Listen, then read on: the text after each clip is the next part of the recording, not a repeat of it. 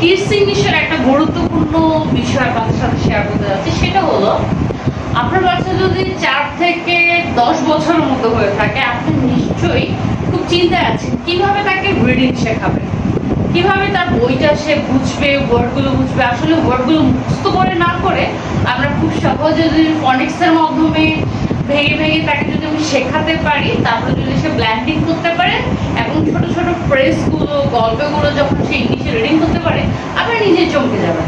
চলুন আপনাদের বাচ্চার জন্য দেখিয়ে দিই কিভাবে সে একটি সেন্টেন্স যদি রিডিং পারে, একটি ছোট্ট সেন্টেন্স থেকে সে কিভাবে অনেকগুলো সেন্টেন্স ক্রিয়েট করতে পারে।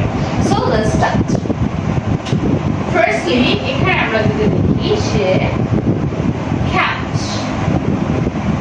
is a CBC word, vowel, C consonant, k, t, cat, cat, বিড়াল, a cat, একটি বিড়াল,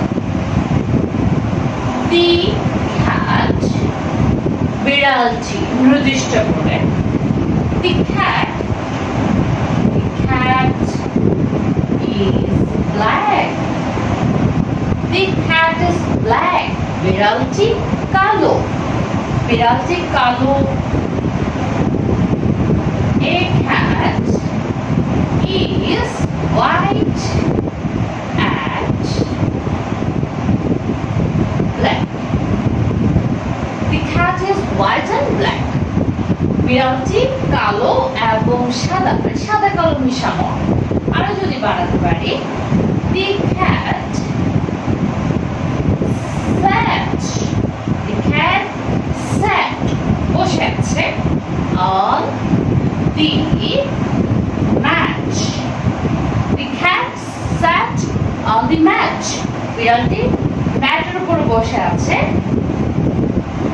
The cat says meow meow. The cat says meow meow.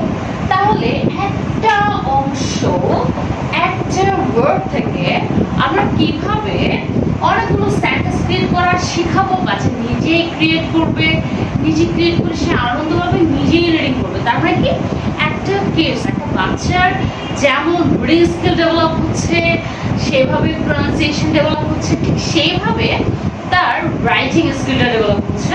এবং সে তার যখন পাঠ্য বই পড়বে, সেখানে যে ছোট ছোট গল্পগুলো তাকে মুখস্থ করতে হবে না, বা কোনো একটা ওয়ার্ড মেকিং, ওয়ার্ড মিনিং, সে যেমন আমরা কি করি ওয়ার্ড মিনিং শেখানোর সময় তাকে বলি যে তুমি মুখস্থ করো, সে কিন্তু নিজেই স্পেলিংটা ভাগ ভাগ করে প্রনাউন্সিয়েশন করবে, সেই সাথে সে রিডিং করবে, ওয়ার্ড মিনিং করবে। মুখস্থ ছাড়াই সে রিড করতে পারবে এবং সেটার অর্থটা বুঝতে